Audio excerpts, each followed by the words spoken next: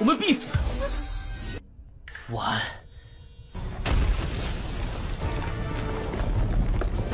听你，我绝不可能突围。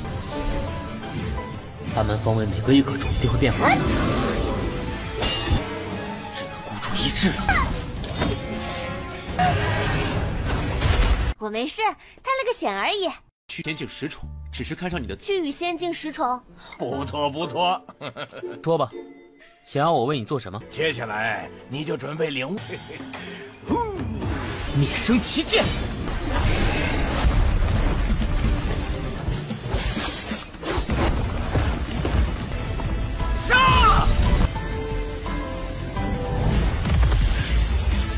他是不是能对付这些雕像？可是想到你这么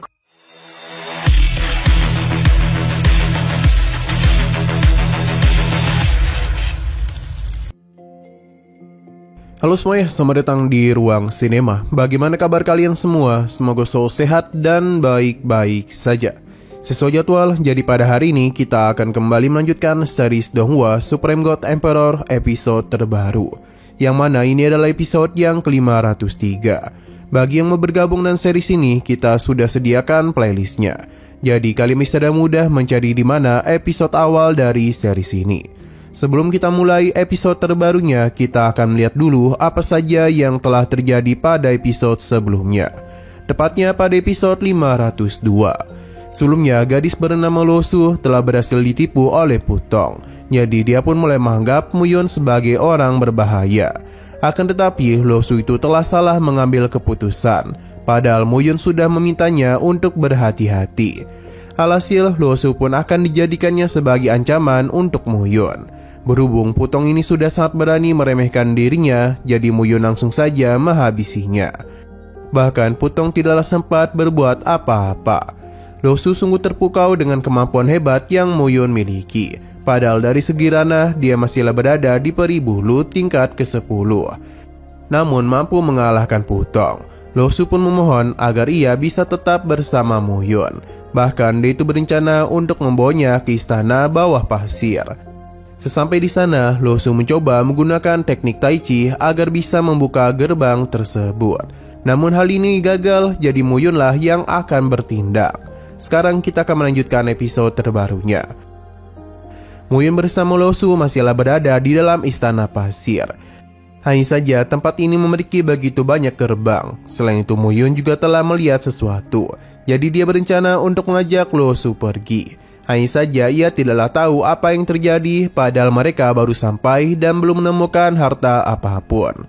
Muyun menjelaskan kalau mereka telah masuk ke dalam sebuah formasi. Jika mereka tidak kunjung pergi, maka yang ada malah mereka yang akan mati.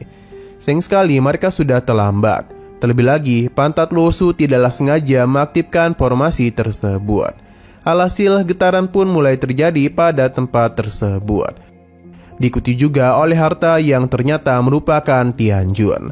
Akan tetapi untuk mendapatkan harta tersebut tidaklah semudah yang mereka kira.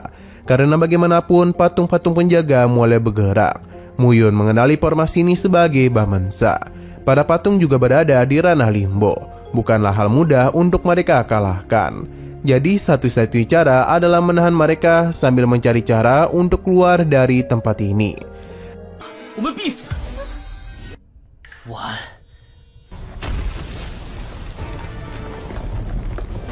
听你，我绝不可能突围。 Dalam pertarungan itu, Muyun meminta Losu untuk berhati-hati. Karena jika sampai salah membuat keputusan, maka yang ada malah dia yang akan mati. Losu pun menjadi sangat ketakutan dan berharap Muyun bisa mencari solusi.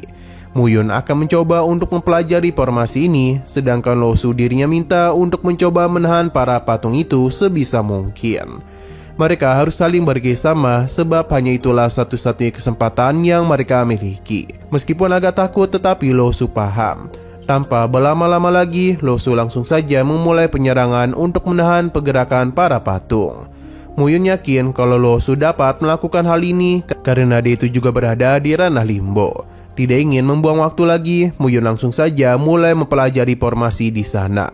Ia tahu betul lokasi pintu rahasia misterius dapat berubah setiap 1/4 jam. Jadi dia ini harus melakukan pengecekan secara sekaligus. Akan tetapi larangan pada tempat ini berada di tingkat limbo ke-7. Akan sulit bagi Muyun untuk membongkarnya. Sedangkan kondisi Lo Su juga tidaklah begitu bagus. Karena meskipun dia sempat menekan para patung ini, tapi dirinya sudah hampir mencapai batasnya. Hal yang sama juga Muyun alami karena dia sempat gagal dalam percobaan pertama dan keduanya. Dia bahkan mulai ragu apakah mereka dapat pergi dari tempat ini. Lo Su meminta Muyun untuk bergegas karena dia sudah begitu kelelahan. Muyun paham dan dirinya pun mencoba cara lain, yakni mencoba menghancurkan penghalang di sana. Selama proses itu berlangsung, Lo Su pun telah terluka. Untung saja sesaat kemudian Muyun berhasil membuka salah satu pintu. Jadi di saat nyawa Lo Su sedang terancam, saat itu jugalah Muyun menyelamatkannya dan membawa ia pergi. Tidak lupa Tianjun juga Muyun ambil. 他们方位每隔一刻钟都会变化，只能孤注一掷了。 Para patung penjaga mencoba melakukan pengejaran, akan tetapi Muyun dan Lo Su sudah terlebih dahulu keluar dari istana. Di sisi luar terlihat kalau senior dari Lo Su ada di sana. Ia pun penasaran mengapa dia keluar. Selain itu, Lo Tiandu juga curiga kepada Muyun. Meskipun Lo Su memperkenalkannya sebagai orang yang telah menyelamatkan hidupnya, tapi Lo Tiandu masihlah belum dapat mempercayainya. Jadi dia meminta Lo Su untuk tetap berhati-hati. Karena bisa saja Muyun merupakan orang jahat yang berpura-pura baik. Muyun membenarkan apa yang dikatakannya, jadi lebih baik Lo Su mendengarkan apa yang Lo Tiandu katakan. Muyun pun memilih untuk berpisah darinya. Sebenarnya Lo Su ingin ikut bersama Muyun, namun Lo Tiandu menahannya. Yang membuat ia kesal sebab seniornya itu telah mengatakan hal yang tidak-tidak kepada Muyun. Padahal Muyun sudah menyelamatkan hidupnya sebanyak 2 kali. Jika dia tidak bertindak, maka mungkin saja Lo Su ini sudah mati sejak tadi. Namun Lo Tiandu masih berpikir kalau Muyun hanya tertarik kepada kecantikannya saja dan bukanlah orang baik. Akan tetapi Lo Su tetap membela Muyun karena meskipun ranahnya masih berada di tingkat Ancestor, namun kekuatannya jauh lebih kuat. Bahkan pria bernama Putong harus kalah di tangannya. Selain itu, patung-patung yang berada di dalam istana sangatlah kuat. Mendengar apa yang juniornya katakan membuat Lo Tiandu sadar mengenai larangan pada istana tersebut. Namun mereka sudah terlambat, pasalnya para patung telah berhasil keluar yang membuat orang-orang menjadi begitu terkejut. Pada saat jugalah pertarungan langsung saja terjadi di antara kelompok ini berhadapan dengan para patung batu. 我没事，探了个险而已。仙境十宠，只是看上你的去与仙境十宠，我又。 Muyun yang sudah menyadari hal tersebut tentu saja memilih untuk pergi. Selain itu, dia juga masihlah perlu mempelajari Rong Tianju yang dibagi menjadi 3 lapisan, yakni peleburan pertama yang menggabungkan senjata dengan atribut yang sama dan menciptakan senjata yang lebih kuat. Peleburan kedua mampu memanfaatkan kekuatan luar, dan lapisan ketiga dapat melelehkan segalanya. Ini juga akan menyerap kekuatan serangan luar agar dapat digunakan kembali. Rong Tianjun merupakan keterampilan yang bisa menentang peraturan langit. Tidak ingin berlama-lama, Muyun akan mencoba memahami lapisan pertamanya. Dengan ranahnya sekarang akan membutuhkan waktu yang cukup lama bagi Muyun.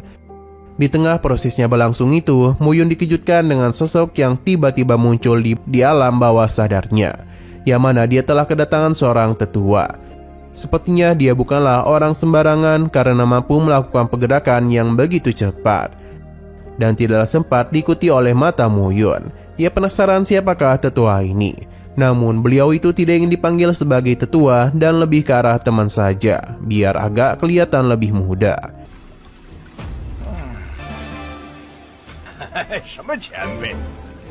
Tetua ini meminta Muyun untuk tidak takut kepadanya sebab ia bukanlah orang yang berbahaya.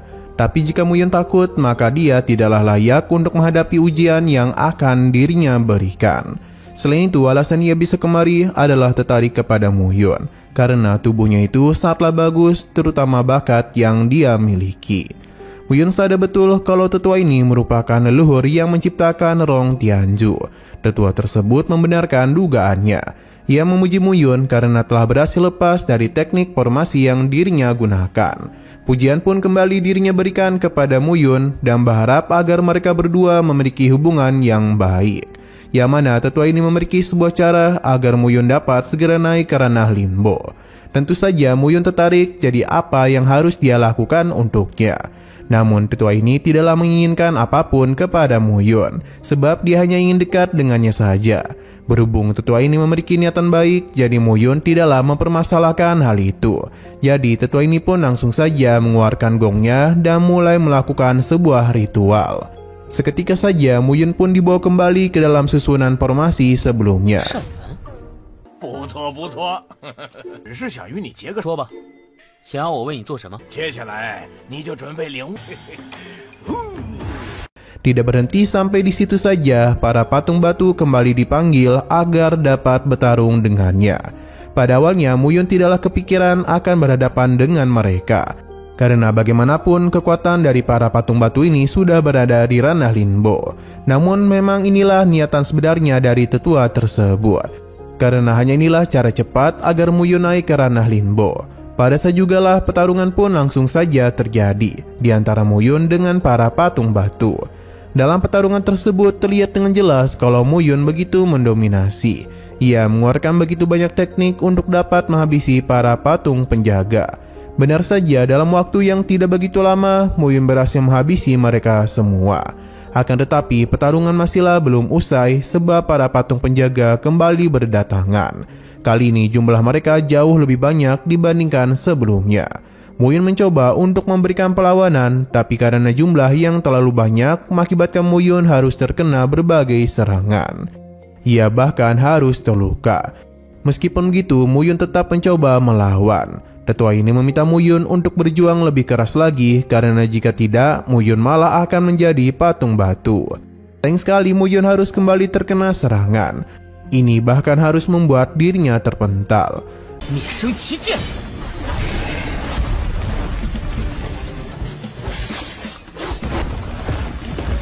Alih-alih takut, Muyun justru semakin bersemangat. Karena bagaimanapun pertarungan ini telah membuat dirinya panas. Padernya Muyun pun mulai menggila. Ini dibuktikan dengan para patung penjaga yang tidaklah dapat berkutik ketika menghadapi berbagai serangan yang Muyun lancarkan. Seberapa banyak pun mereka melakukan penyerangan dan pengepungan kepada Muyun, dia tetaplah masih bertahan. Hingga ketika dirinya terdesak, tetua ini menganggap kalau pertarungan akan segera berakhir. Namun Muyun tidak dapat diremehkan, sebab dia itu masihlah memiliki kekuatan yang akan membantunya mengalami penerobosan. Sehari jugalah Muyun mengeluarkan ledakan kekuatan yang besar sampai-sampai membuat para patung penjaga terpental kemana-mana. Di sekitaran tubuh Muyun juga dipenuhi oleh energi spiritual. Para patung penjaga pun kembali ke posisi mereka masing-masing. Dengan begini, Muyun telah resmi naik ke tingkat Linbo. Tidak lupa Muyun juga mengganti skinnya.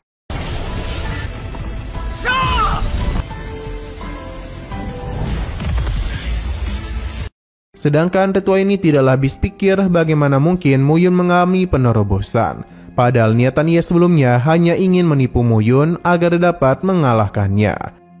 Sebenarnya Muyun mengetahui hal itu, jadi dia pun memperlihatkan wujud Raja Peri kepadanya, yang seketika saja membuat tetua ini ketakutan. Pada akhirnya dia pun bersikap lemah lembut di hadapan Muyun, karena bagaimanapun sosoknya jauh mengungguli dirinya. Muyun pun menyinggung tentang hubungan dekat yang ingin tetua itu jalin. Tapi tetua ini seakan-akan melupakan hal itu dan menganggap Muyun telah salah dengar. Tidak ingin berurusan dengan Muyun, tetua ini pun mempersilahkan dia untuk kembali melakukan perjalanan. Padanya Muyun pun keluar dan tidak lupa berterima kasih kepadanya. Di sisi luar terlihat kalau para patung penjaga begitu mendominasi jalannya pertarungan. Sampai-sampai membuat Lohan bersama orang-orang di sana babak belur. Losu pun diminta untuk mencari Muyun karena ia pasti dapat mengatasi para patung penjaga. Hanya saja Lohan sendirilah yang telah melakukan pengusiran kepada Muyun. Padahal Losu sudah mencegahnya, namun seniornya itu tidak ingin mendengarkan perkataannya. Karena bertarung sambil berbicara mengakibatkan Losu lengah. Ini pun dimanfaatkan oleh patung penjaga. untuk bisa menghabisinya. Sebelum semua itu terjadi, Muyun mencoba untuk melindunginya, namun lagi dan lagi wajah tampan Muyun harus tertimpa pantat Luo Su. Ia pun meminta maaf karena ia tidaklah menyadari kedatangannya. Seharusnya Muyun tidaklah perlu mengkhawatirkan Luo Su karena dirinya malah ditampol kembali dengan pantatnya. Mendengar apa yang Muyun ucapkan membuat Luo Su malu. Sesaat kemudian, patung penjaga kembali menyerang, tapi Muyun segera melindungi Luo Su. Dengan kekuatan yang sekarang Muyun miliki, menghabisi para patung penjaga bukanlah hal yang sulit. 可是想到你这么 Orang-orang pun menjadi begitu terkejut, pasalnya Muyun memiliki ranah yang sama seperti mereka. Lantas bagaimana mungkin para patung penjaga dapat dia atasi dengan mudah? Mereka pun mulai berpikir kalau Muyun pasti telah mendapatkan harta. Jadi inilah alasan mengapa dia bisa sekuat itu. Sedangkan Luohan yakin Muyun bukanlah orang biasa, karena tidaklah butuh waktu lama baginya naik ke ranah Linbo. Muyun lalu mengembalikan Luo Su karena sebelumnya mereka sudah sepakat akan berpisah ketika dia menemukan seniornya. Nah, sayang sekali lagi seru-serunya, episodenya ini pun harus bersambung dulu. Namun sebelum kita akhiri, seperti biasa kita akan melihat preview bagian selanjutnya. Di sini kita diperlihatkan dengan pertarungan yang terjadi, di mana ada sosok yang sepertinya berasal dari klan tertentu berhadapan dengan seorang manusia. Kemungkinan besar pria ini berasal dari dunia kecil Guntur. Entah apa yang terjadi hingga menyebabkan mereka saling bertarung satu sama lain. Namun yang jelas kekuatan dari pria ini jauh lebih unggul. Dengan kekuatan gunturnya, dia itu dapat menekan lawannya. Namun sebelum dia dapat menghabisi pria tersebut, Muyun tiba-tiba saja melancarkan serangan untuk melindunginya.